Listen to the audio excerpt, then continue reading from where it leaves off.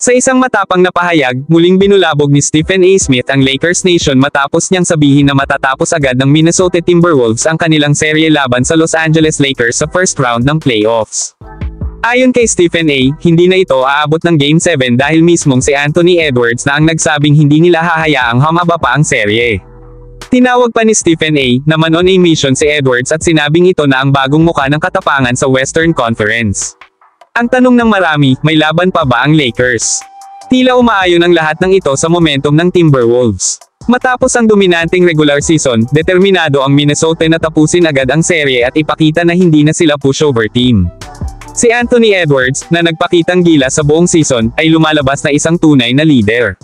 Sa kanyang pahayag na hindi aabot ng Game 7, malinaw ang mensahe tapusin na ang Lakers habang kaya pa.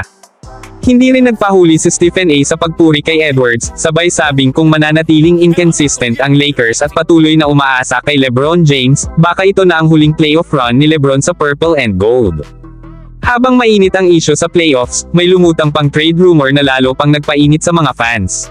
Ayon sa ilang ulat, target umano ng Lakers si veteran center Clint Capela mula sa Atlanta Hawks sa offseason.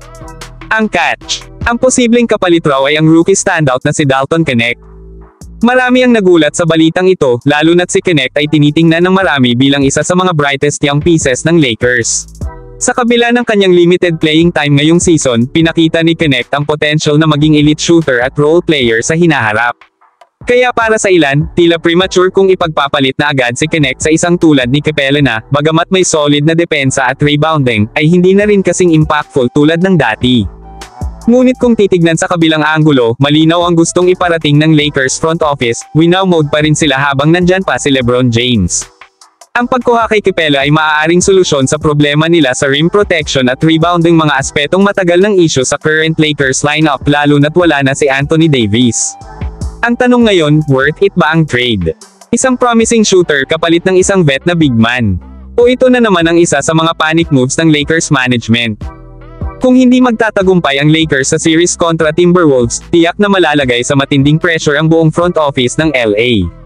Mula sa coaching staff, rotation decisions, hanggang sa trade strategies, lahat ito'y susuriin ng mga fans at analysts.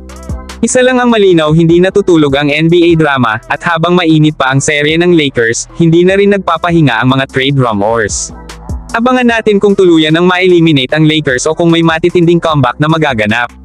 At pagdating ng offseason, bantayan natin kung si Clint Capela nga ba ang susunod na magiging Lakers at kung si Dalton Knecht na naman ang susunod na batang bituin na pakakawala ng franchise.